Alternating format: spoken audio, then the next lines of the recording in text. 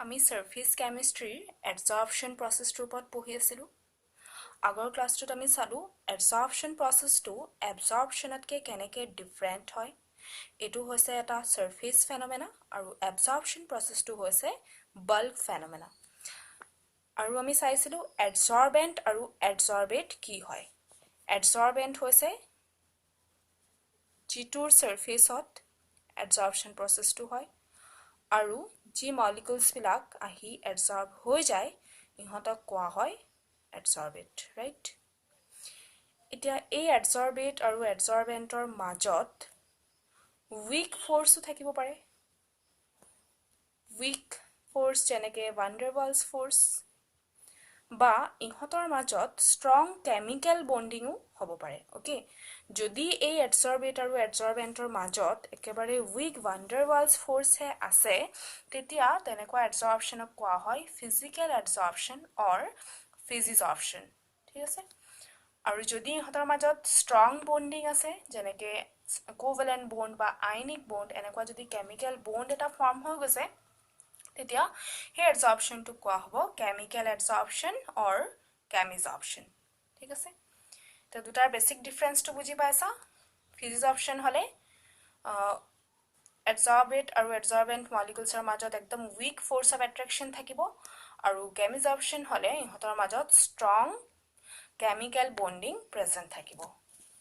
এতিয়া ইহঁতৰ আৰু বহুত ডিফাৰেঞ্চ আছে, এইবিলাক ইয়াত মই ডিটেইলছত লিখিছোঁ। ইয়াত এতিয়া ফাৰ্ষ্ট ডিফাৰেঞ্চটোতো বুজি পাইছাই, যোনটো বেছিক ডিফাৰেঞ্চ হয় ফিজিজৰ্পশন আৰু কেমিজৰ্পশনৰ মাজত। ফ'ৰ্চৰ ডিফাৰেঞ্চটো এইটোৱেই মেইন ডিফাৰেঞ্চ। আৰু ছেকেণ্ড ডিফাৰেঞ্চটো হৈছে যে ফিজিজৰ্পশনটো লেছ স্পেচিফিক হয়। Okay, less specific. এতিয়া চোৱা, ইয়াত যিহেতু ভাণ্ডাৰৱালছ ফ'ৰ্চহে আছে, এই ভাণ্ডাৰৱালছ ফ'ৰ্চটো যিকোনো মলিকুলছৰ মাজতেই আহি যাব পাৰে। যদি মলিকুলছবিলাক ভাণ্ডাৰৱালছ ফ'ৰ্চেৰেহে এডসৰ্ব হৈছে, ই য'ত ত'ত মানে যিকোনো কম্পাউণ্ডত ছাবষ্টেঞ্চত গৈ এডসৰ্ব হ'ব পাৰে। অ'কে, এটা ছাৰফেচে ছলিড এটাৰ ছাৰফেচে যিকোনো টাইপৰ মলিকুলক থ্ৰু ভাণ্ডাৰৱালছ ফ'ৰ্চ এট্ৰেক্ট কৰি ল'ব পাৰিব। গতিকে ইয়াৰ স্পেচিফিচিটি নাই, য'ত ত'ত এইটো প্ৰেজেণ্ট থাকিব পাৰে।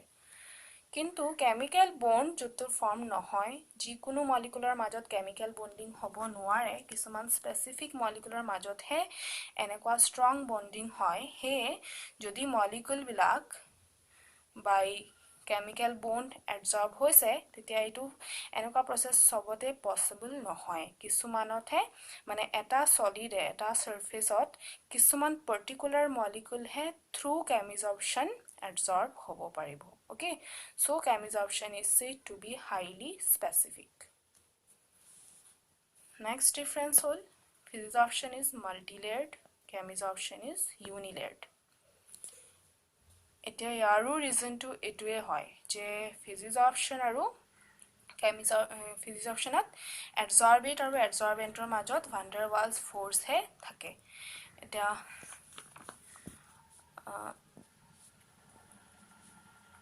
ইয়াতে চোৱা যে এইটো ছাৰফেচত এটা মলিকুলাৰ লেয়াৰ আহিছে।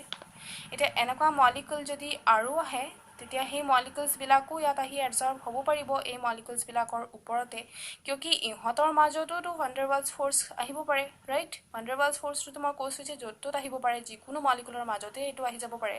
সেয়ে এটা লেয়াৰ ফৰ্ম হোৱাৰ পিছতো আৰু মলিকুলছৰ লেয়াৰ এনেকুৱা মলিকুলছ আহি ইয়াত লেয়াৰ ফৰ্ম কৰিব পাৰে বাই ফিজিজৰ্পশন। অ'কে, এনেকুৱা আৰু বহুত লেয়াৰ ইয়াত ক্ৰিয়েট হ'ব পাৰে, ঠিক?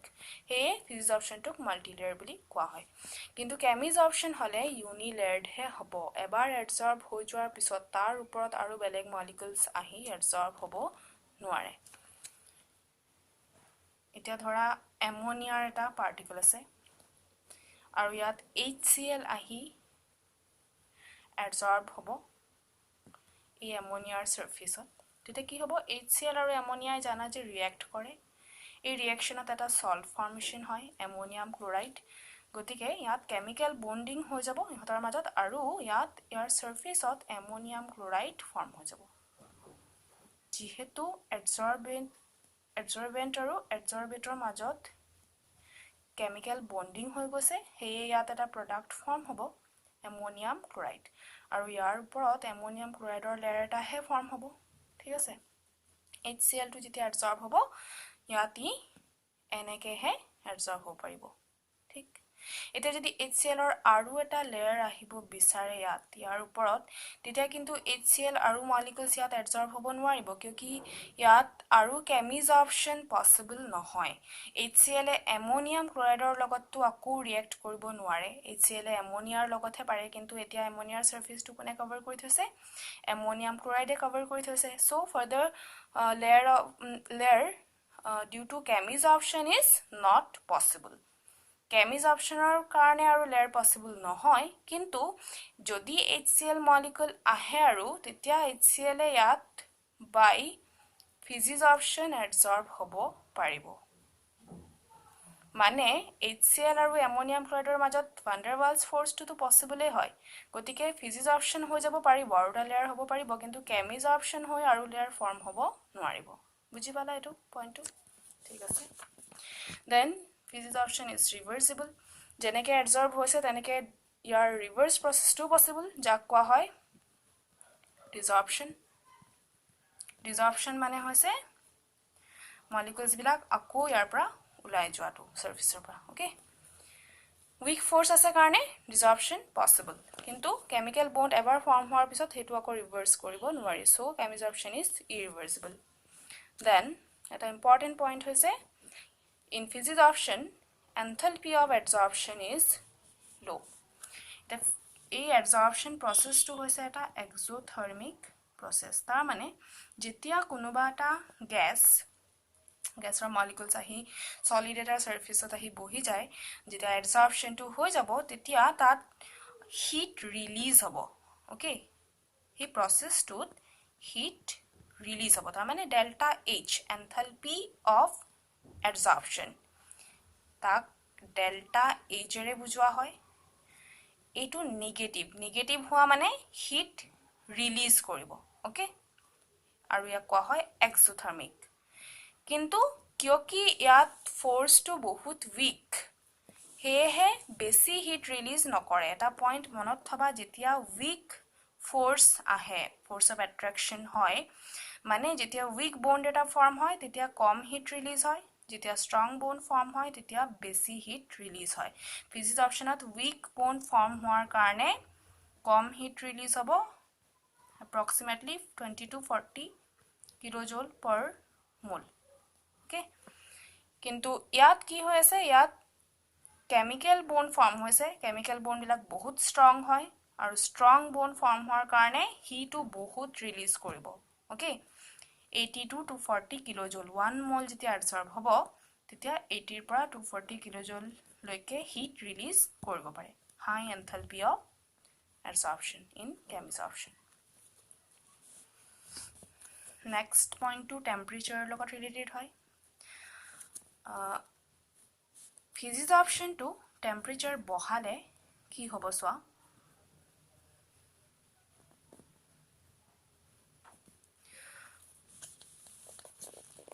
ইয়াত সোৱা দিয়া ইয়াত suppose এবিলাক গ্যাসৰ molecules হয় আৰু এটো হৈছে solidৰ surface তে গ্যাস molecules বিলাক আহি ইয়াত absorb হৈ আছে যদি এই সিস্টেমটোৰ ইয়াৰ যদি টেম্পাৰেচাৰটো বহাই দিয়া হয় তেতিয়া এই গ্যাস molecules বিলাকৰ কাইনেটিক এনাৰ্জিটো বাঢ়িব আৰু ইহতি এই সাৰফেসটো এৰি ইয়াৰ পৰা আকৌ উলাই গুছি যাব ঠিক কাইনেটিক এনাৰ্জি বেছি হলে ইহতি ইয়াতে সেটেল হৈ নাথাকে ইয়াৰ পৰা উলাই গুছি যাব তাৰ মানে absorptionৰ এমাউন্টটো কি হ'ব কমি যাব right so physisorption always decreases with temperature লগত কি হ'ব ই সদায় ডিক্ৰিজ হ'ব chemisoptionত কি হ'ব এটা সোৱা chemisoptionত কেমিক্যাল বন্ড ফৰ্ম হয় গতিকে তোনকে এটা কথা জানা যে বন্ড ফৰ্ম হ'বলে হলেও এটা এনাৰ্জি লাগে মিনিমাম এনাৰ্জি এটা ৰিঅ্যাকশন বিলাক যেতিয়া হয় তেতিয়া এটা মিনিমাম এনাৰ্জি দৰকাৰ হয় যাক কোৱা হয় activation energy গতিকে টেম্পাৰেচাৰটো যেতিয়া প্ৰথমতে বহোৱা হ'ব তেতিয়া chemisoptionটো বাঢ়িব ফাৰ্স্ট ইনক্ৰিজ হ'ব ঠিক আছে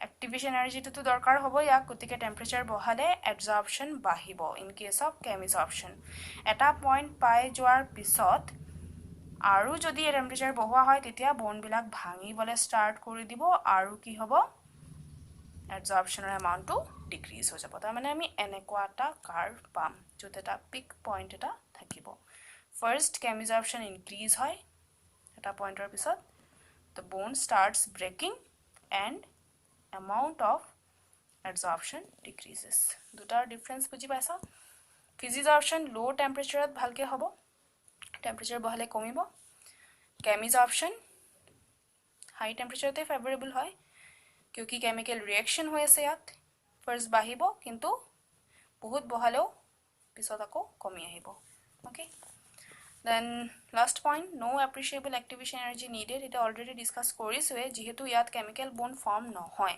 okay মাত্ৰ এটা weak force আহে গতিকে ইমান একো activation energy ইয়াত দৰকাৰ নহয় কিন্তু কেমিজৰ্পশ্যনত chemical bond form হোৱাৰ কাৰণে তাত activation energy টো দৰকাৰ হ'ব ঠিক আছে